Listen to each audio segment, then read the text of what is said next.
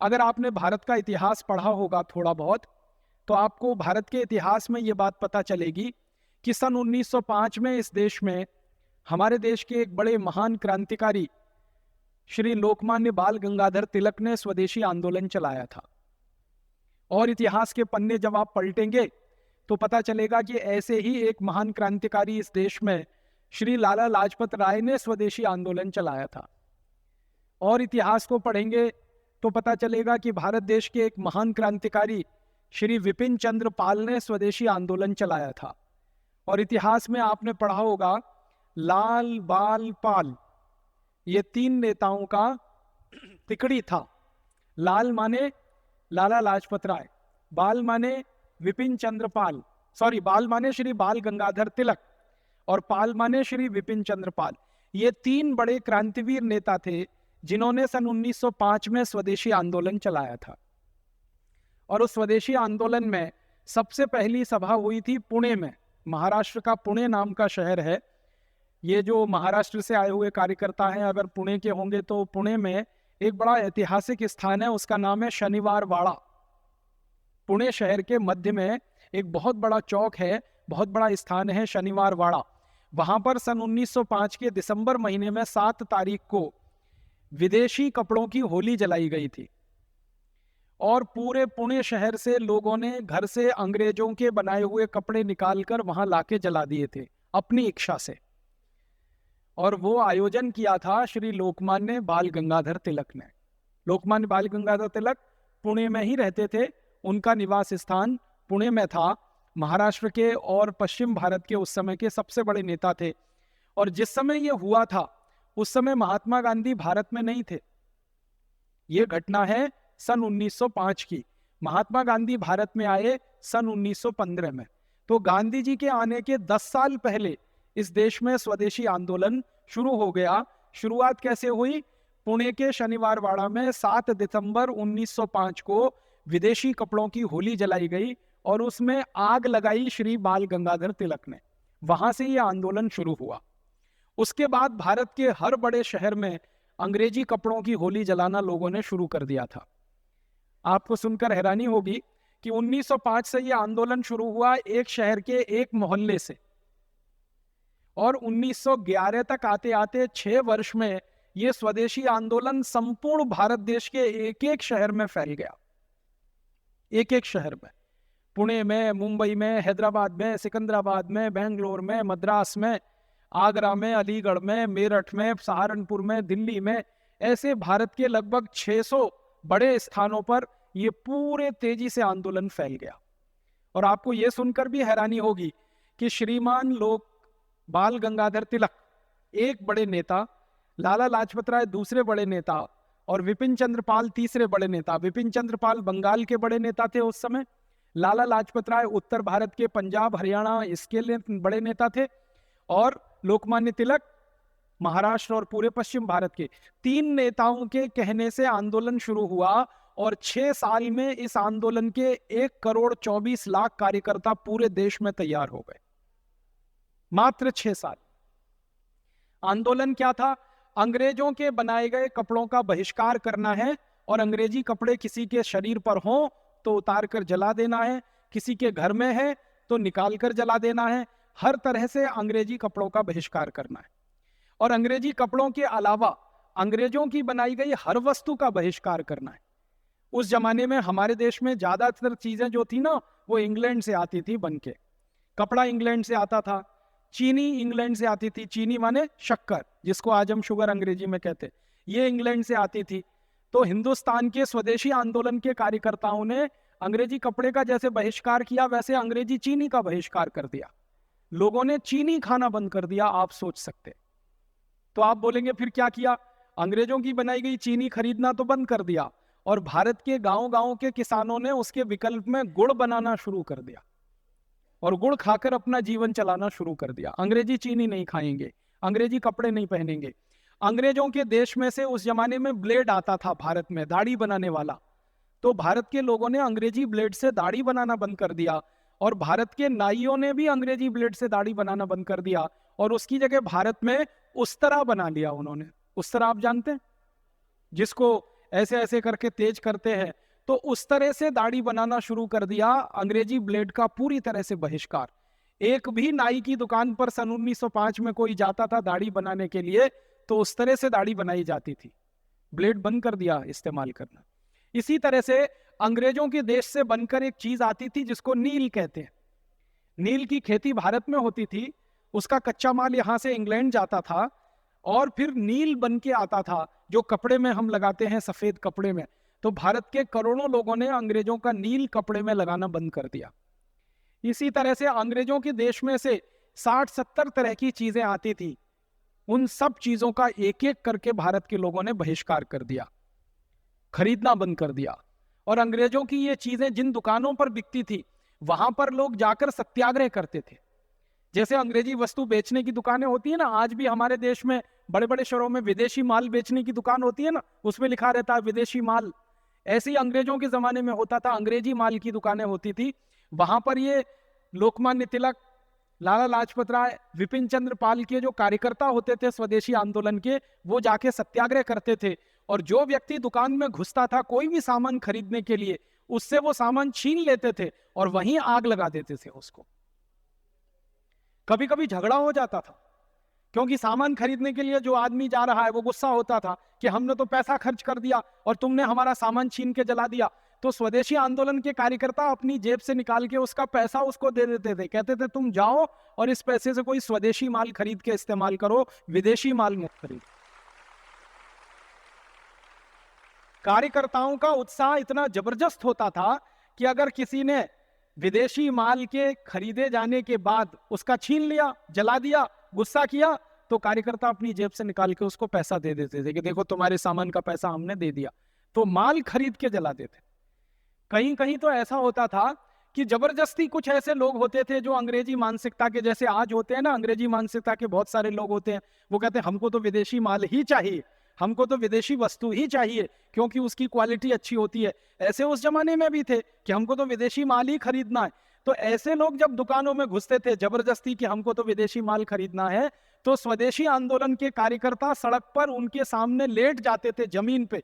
दुकान का दरवाजा होता है ना, उसमें जमीन पे लेट जाते थे और कहते थे हमारी छाती पे पैर रखो तब अंदर जाओ।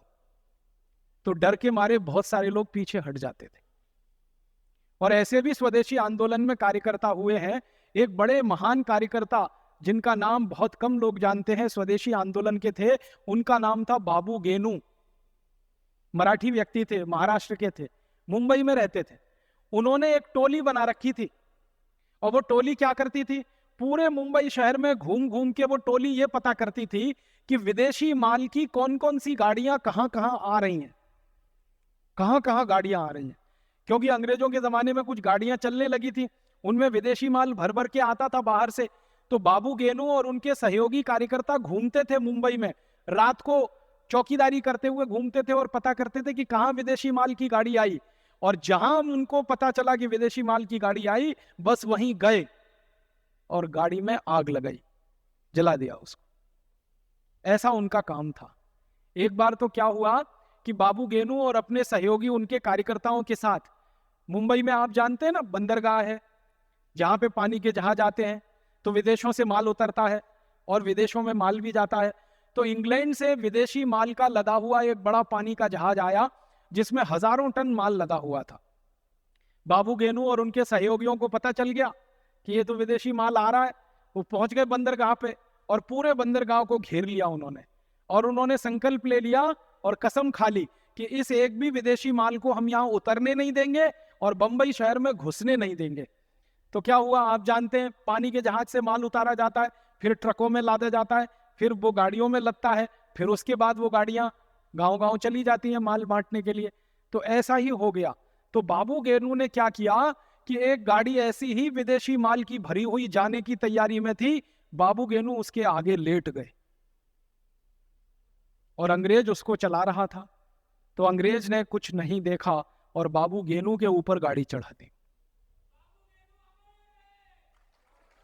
तो स्वदेशी आंदोलन ने ऐसे ऐसे संकल्पवान कार्यकर्ता पैदा किए कि उन्होंने अपनी जान की परवाह किए बिना विदेशी माल को शहर में जाने से रोकने के लिए गाड़ी के नीचे लेट गए और एक अंग्रेज ड्राइवर ने गाड़ी चढ़ा दी और बाबू गेनू का स्वर्गवास हो गया, शहादत उनकी हो गई। ऐसे संकल्पवान स्वदेशी कार्यकर्ता पैदा हुए थे और इनकी संख्या कितनी थी? 1,24,00,000 के आसपास पूरे देश में ये कार्यकर्ता थे। आखिर ये सारे के सारे कार्यकर्ता विदेशी माल नहीं बिकने देंगे और विदेशी माल का उपयोग नहीं होने देंगे, ये संकल्प लेके क्यों काम कर रहे थे? कारण ऐसा था कि उस जमाने में ईस्ट इंडिया कंपनी का माल पूरे भारत में बिकता था और उस माल की बिक्री से हर साल ईस्ट इंडिया कंपनी को करोड़ों रुपए का फायदा होता था। आज के हिसाब से अगर मैं बात करूं तो एक साल में ईस्ट इंडिया कंपनी को भारत देश में अपना माल बेचकर करीब करीब 21,000 करोड़ रुपए का फायदा होता था। आज के हिसाब से बात करो, 1905 के आंकड़े बताते हैं, दस्तावेज बताते हैं कि ईस्ट इंडिया कंपनी एक साल में 70 करोड़ रुपए का नेट प्रॉफिट कमाती थी इस देश में से, और उस जमाने का 1 रुपया 2009 के 300 रुपए के बराबर है। इस समय 1905 में 1 रुपए की जितनी कीमत होती थी, आज सन 2009 में उतनी ही कीमत 300 रुपए की है। इसका मतलब क्या है? रुपए का अवमूल्यन 1905 से आज तक 300 गुना हो चुका है। तो 300 का गुणा कर लो 70 करोड़ में, लगभग 21,000 करोड़ रुपए आज के मूल्य के हिसाब से ईस्ट इंडिया कंपनी भारत से कमाती थी, उनका सामान बेचकर यहां से पैसा कमाती थी। तो समस्या क्या होती थी? हर साल भारत का 21,000 करोड़ रुपए लंदन चला जाता था, और यह सिलसिला कब से चल रहा था? जब से ईस्ट इंडिया कंपनी भारत में आई तब से। आपको मालूम है ईस्ट इंडिया कंपनी सन 1618 में भारत आ गई थी। अपने जयदीप भाई थोड़ी देर पहले आपसे कह रहे थे, एक राजा था इस देश में, उसका नाम था जहांगीर। जहांगीर के दरबार में ईस्ट इंडिया कंपनी का सबसे पहले एक एजेंट आया था, उसका नाम था टॉमस रो। उसको अंग्रेज लोग थॉमस रो भी कहते हैं, टॉमस रो भी कुछ लोग बोलते हैं, थॉमस रो भी बोलते हैं। तो टॉमस रो सबसे पहले आया 1618 में, और उसने जहांगीर के सामने एक पत्र प्रस्तुत किया और कहा कि हमको भारत में व्यापार करने का लाइसेंस चाहिए, वो आप दे दो। तो ये जो पत्र था वो अंग्रेजी भाषा में था। तो अंग्रेजी भाषा में उन्होंने कहा हमको ट्रेडिंग लाइसेंस चाहिए, माने ट्रेड करने के लिए लाइसेंस चाहिए। जहांगीर को ज्यादा अंग्रेजी आती नहीं थी। हमारे देश में ऐसे बहुत सारे राजा हुए जिनको अंग्रेजी नहीं आती थी, तो इसमें कोई शर्म की बात नहीं है, क्योंकि अंग्रेजी हमारी भाषा नहीं थी। जहांगीर को उर्दू आती थी, फारसी आती थी, हिंदी आती थी, अंग्रेजी नहीं आती थी। पत्र अंग्रेजी में प्रस्तुत किया गया। तो जहांगीर ने अपने एक दरबारी से वो पत्र पढ़वाया कि पढ़ो इसमें क्या लिखा हुआ है। तो उस दरबारी ने आधा सच आधा झूठ बताया, क्योंकि वो दरबारी अंग्रेजों से मिला हुआ था। टॉमस रो ने उसको पहले ही रिश्वत देकर अपने पक्ष में कर लिया था कि इस पत्र का अगर भाषांतर पूछेगा जहांगीर तो क्या बताना है। तो क्या बताया उसने? उसने कहा कि ये पत्र है, ईस्ट इंडिया नाम की इंग्लैंड की कंपनी का है, ये आपसे व्यापार करने का लाइसेंस मांग रहे हैं। तो जहांगीर ने पूछा व्यापार क्या करोगे भाई? कुछ खरीदोगे, कुछ बेचोगे, तभी तो व्यापार होता है ना। लेकिन इंग्लैंड में व्यापार का मतलब कुछ और होता था उस जमाने में। अंग्रेजों की जो डिक्शनरी है ना, मूल डिक्शनरी, उसको कहते हैं वेबस्टर डिक्शनरी। वेबस्टर डिक्शनरी अगर आपको मिल जाए 17वीं शताब्दी की, तो आप जरूर उसमें ढूंढ सकते हैं उसमें व्यापार का मतलब क्या होता है। अंग्रेजी का शब्द है TRADE, ट्रेड। हम ट्रेड का मतलब निकालते हैं व्यापार। इंग्लैंड में ट्रेड का अर्थ होता था लूट मार, और सारा झमेला यहीं से शुरू हो गया। उसमें लिखा गया कि ईस्ट इंडिया कंपनी भारत में ट्रेड करेगी। तो जहांगीर के दरबारी ने समझाया कि ये व्यापार करेंगे, व्यापार करेंगे तो क्या करेंगे? कुछ खरीदेंगे, कुछ बेचेंगे। तो जहांगीर को लगा इसमें आपत्ति क्या है, हमारे यहां से कुछ खरीद के ले जाएंगे और हमको कुछ बेचेंगे, इसमें आपत्ति क्या है? जहांगीर को उस दरबारी ने यह नहीं बताया कि ट्रेड का असली मतलब होता है लूट मार, लूट लेना किसी को। इंग्लैंड में 17वीं शताब्दी में, 16वीं शताब्दी में ट्रेड शब्द का अर्थ इस्तेमाल होता था लूट मार के लिए। तो जब पत्र प्रस्तुत हुआ जहांगीर के सामने, तो जहांगीर ने कहा ठीक है, व्यापार ही तो करेंगे। दरबारी ने कहा कुछ खरीदेंगे, कुछ बेचेंगे। वास्तव में उनकी मंशा क्या थी? लूट मार का लाइसेंस लेने के लिए। तो जहांगीर ने हां कर दिया। जहांगीर अगर ये कर लेता कि वो पत्र किसी दूसरे को पढ़वा लेता तो खुलासा हो जाता। उसने सोच लिया कि ये अपना ही आदमी है, सही बताएगा। उसने तुरंत सही कर दिए, दस्तखत कर दिए। ईस्ट इंडिया कंपनी को लूट मार करने का लाइसेंस मिल गया। और जिंदगी भर ईस्ट इंडिया कंपनी जब तक भारत में रही वो उसी लाइसेंस को दिखाते थे कि देखो आपके राजा ने हमको लूट मार करने का लाइसेंस दिया है, आपके राजा ने, भारत के राजा ने हमको लाइसेंस दिया। फिर ईस्ट इंडिया कंपनी को पूछा गया कि भाई आप कहां से व्यापार शुरू करेंगे या लूटमार शुरू करेंगे? तो ईस्ट इंडिया कंपनी ने कहा सूरत शहर से करेंगे। सूरत ही क्यों? भारत में तो ऐसे 600 से ज्यादा शहर थे। आगरा था, अलीगढ़ था, बरेली था, दिल्ली था, शाहजहांपुर था, सहारनपुर था, रुड़की था, हरिद्वार था, ऐसे 600 से ज्यादा शहर थे। सूरत ही क्यों? कारण यह था कि उस जमाने में सूरत भारत का सबसे बड़ा पैसे वाला शहर था। आज मैं आपसे यह पूछूं कि भारत में सबसे ज्यादा पैसे वाला शहर कौन सा, तो क्या कहेंगे आप? मुंबई कहेंगे ना। मुंबई को भारत की आर्थिक राजधानी कहा जाता है, फाइनेंशियल कैपिटल भारत में मुंबई है। सबसे ज्यादा पैसे वाला शहर मुंबई है, सबसे ज्यादा टैक्स देने वाला शहर मुंबई है, सबसे ज्यादा खर्चा करने वाला शहर मुंबई है, सबसे ज्यादा टैक्स जहां इकट्ठा होता है वो मुंबई है। 1618 में मुंबई जैसा शहर होता था सूरत। सूरत में सबसे ज्यादा पैसा था उस जमाने, बहुत पैसा था। सूरत में रहने वाले लोगों के पास कितना पैसा था उसके बारे में एक आपको कहानी सुनाता हूं। एक अंग्रेज अधिकारी इस देश में आया, उसका नाम था बर्नियर। वो सूरत में घूमा और 17 साल रहा। तो उसने वर्णन लिखा सूरत के बारे में। तो वो कहता है कि मैं सूरत के किसी भी घर में गया तो हर एक घर में मैंने सोने के सिक्कों का ऐसा ढेर देखा जैसे गेहूं और चने का ढेर लगा रहता है। हर एक घर में सोने के सिक्कों का ऐसा ढेर देखा जैसे घरों में गेहूं और चने का ढेर होता है। और बर्नियर अपनी डायरी में लिखता है कि सूरत के लोग इतने मालदार हैं, इतने पैसे वाले हैं कि किसी को पता ही नहीं है कि उसके पास कितनी संपत्ति है। वो अपनी डायरी में लिखता है कि मैंने बहुत लोगों के घरों में पूछा कि आपके पास कितने सोने के सिक्के हैं, तो हर एक ने मुझे जवाब दिया मालूम नहीं कितने सोने के सिक्के हैं, क्योंकि गिने नहीं है। और फिर वो बर्नियर कहता है यहाँ के लोग तो बोलते हैं कि ये सोने के सिक्कों को तराजू में तौल के रखते हैं, 10 किलो, 20 किलो, 50 किलो, 100 किलो, गिनने की फुर्सत नहीं है किसी के पास, इतने सोने के सिक्के घर घर में है। फिर वो अपनी डायरी में लिखता है कि अगर सूरत शहर को ही लूटना पड़े तो इसी एक शहर को लूटने में कम से कम 1000 साल लग जाएंगे, इतनी संपत्ति इस शहर में है। सूरत बहुत पैसे वाला शहर था। आप पूछेंगे भाई सूरत में पैसा कहां से आया, इतने सोने के सिक्के कहां से आए? सोने का सिक्का, इस देश में सोना पैदा नहीं होता, आपको मालूम है? इस देश में सोने का उत्पादन ज्यादा नहीं होता। सोने की एक ही खदान है इस देश में, वो भी कर्नाटक में है, कोलार में एक ही खदान है, बाकी तो दूसरी है ही नहीं पूरे देश में।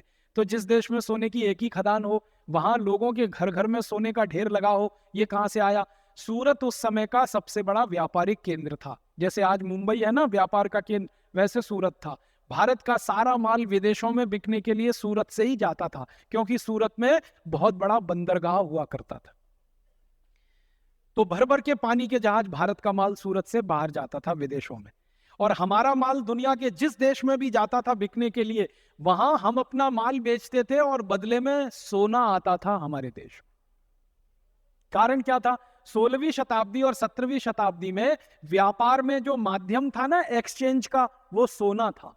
जैसे आज व्यापार में माध्यम है रुपया, आप कोई चीज खरीदते हैं रुपए से, कोई चीज बेचते हैं रुपए में। 16वीं और 17वीं शताब्दी में कोई चीज खरीदी जाती थी सोने में और कोई चीज बेची जाती थी सोने में।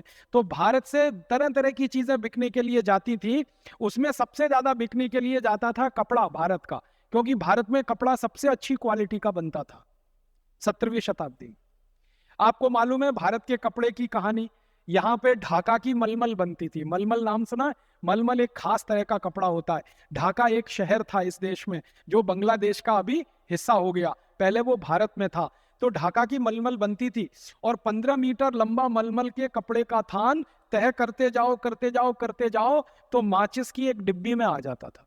इतनी बारीक बुनाई होती थी मलमल की।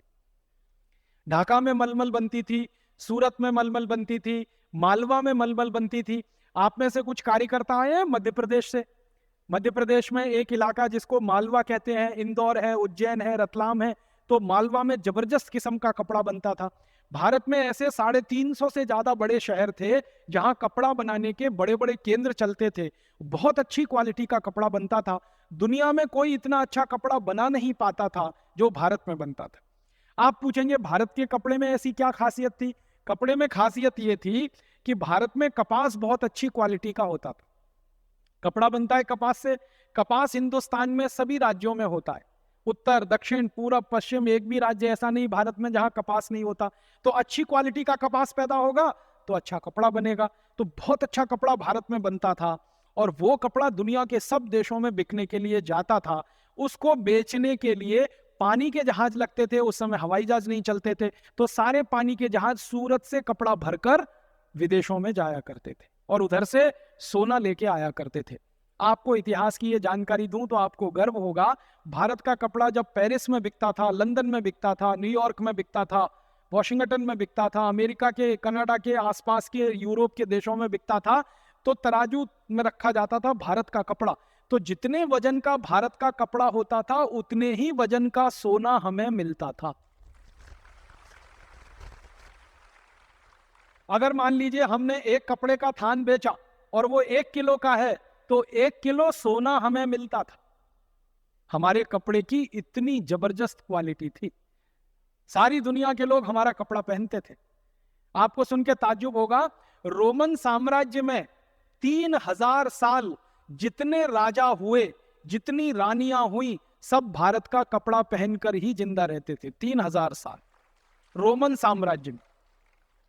और जब रोमन साम्राज्य का पतन हो गया, यूरोप और अमेरिका और ये कनाडा जैसे देश उभर आए, तो फिर इनके यहाँ भारत का कपड़ा बिकने लगा। तो हमारा कपड़ा बहुत जबरदस्त बिकता था, उसके बदले में हमको सोना मिलता था।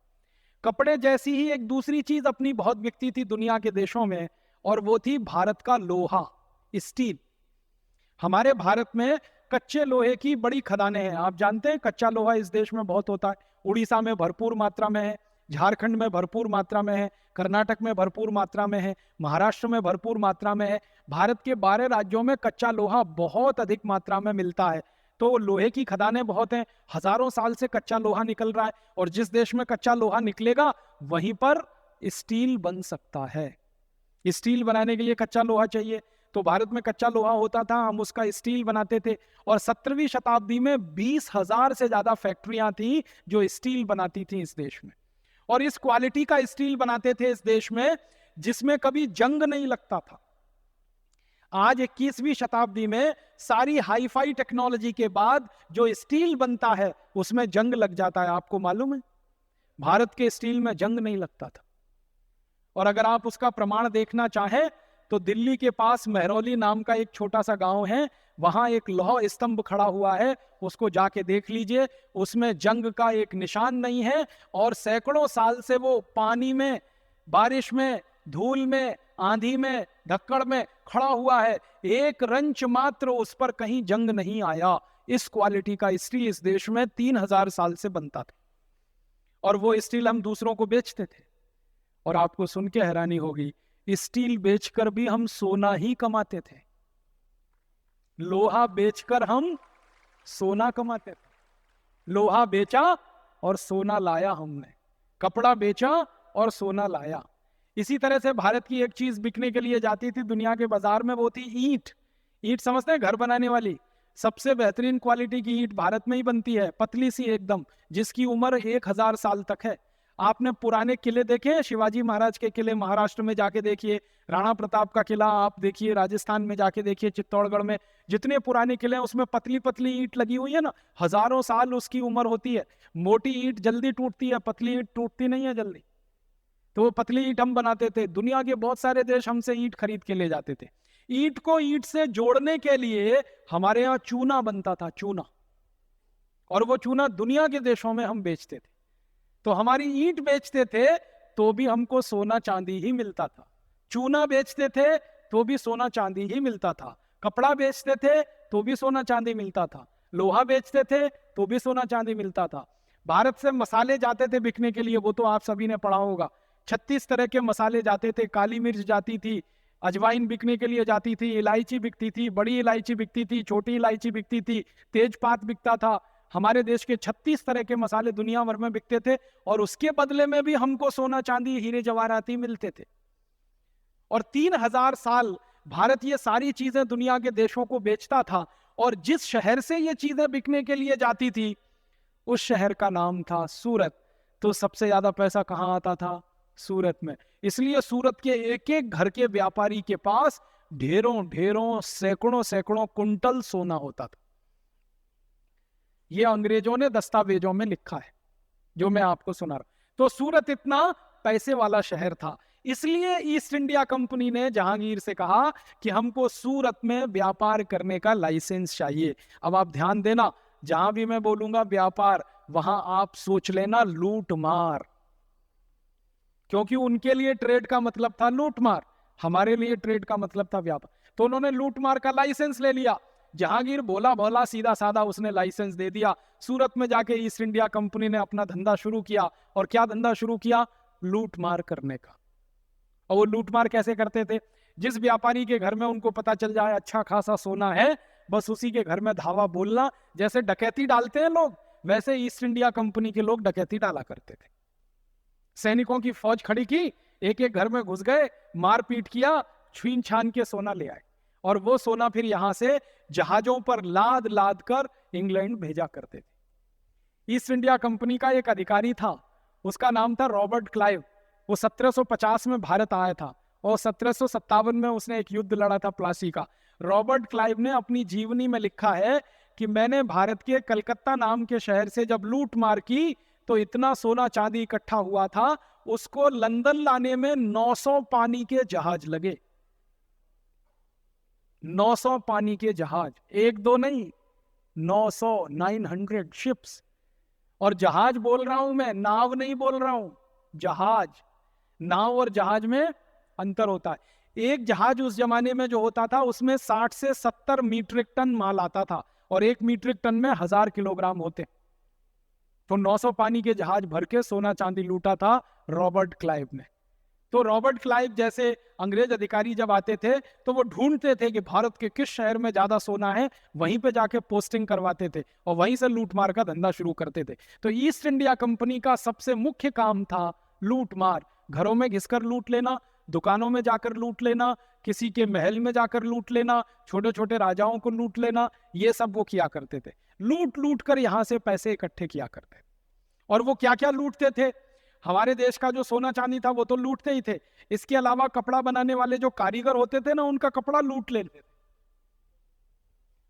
और कारीगर उनसे झगड़ा करें तो मारते थे, उनको गोली मारते थे, उनकी गर्दन काटते थे, हाथ काट देते थे, हाथ अंगूठे काट देते थे।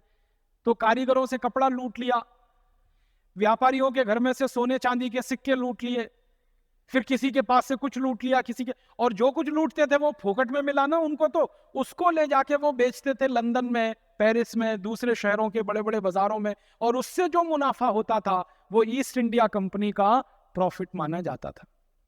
आपको सुन के ताज्जुब होगा, जब ईस्ट इंडिया कंपनी भारत आई थी तो उनके खजाने में पैसे नहीं थे। ईस्ट इंडिया कंपनी इंग्लैंड में दिवालिया कंपनी थी। दिवालिया आप समझते हैं, जिनके पास कुछ नहीं होता, ठन ठन गोपाल, एक धेला नहीं खजाने में। ईस्ट इंडिया कंपनी बनाई थी कुछ ऐसे लुटेरों ने जो समुद्र के पानी के जहाजों को लूटने का काम करते थे। ईस्ट इंडिया कंपनी उन्होंने बनाई थी। इंग्लैंड के कुछ लुटेरे थे जिनको कहा जाता था बोर्ड ऑफ डायरेक्टर्स। तो ईस्ट इंडिया कंपनी का जो बोर्ड ऑफ डायरेक्टर्स था वो बड़े बड़े डॉन माफिया किस्म के लोग थे उस जमाने के। उन्होंने बनाई थी वो कंपनी। पैसे पास में थे नहीं, उसको ले आए वो भारत में और सीधे लूटमार करना शुरू कर दिया, तो पैसे आ गए। उस पैसे से फिर सारा खेल खेलना उन्होंने शुरू किया। पहले पैसे लूटे, फिर उस पैसे से उन्होंने सैनिक रखना शुरू किया, फिर सेना बढ़ गई तो और ज्यादा लूटमार करना शुरू किया। जहां जहां उनकी लूटमार होती थी, स्थानीय राजाओं के साथ उनका संघर्ष होता था, युद्ध होता था। कभी ईस्ट इंडिया कंपनी जीत जाती थी, कभी कोई राजा जीत जाता था। जो राजा जीत जाता था वहां ईस्ट इंडिया कंपनी लूटमार नहीं कर पाती थी, और जहां का राजा हार गया बस पूरी जगह को वो लूटते थे।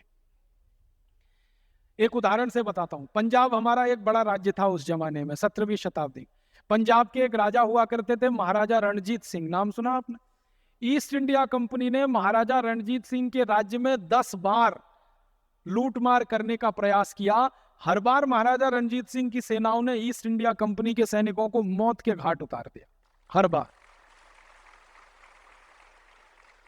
जब जब ईस्ट इंडिया कंपनी पंजाब की तरफ गई, महाराजा रणजीत सिंह के सैनिक इतने शूरवीर और ताकतवर थे, एक भी अंग्रेज जिंदा नहीं बचा।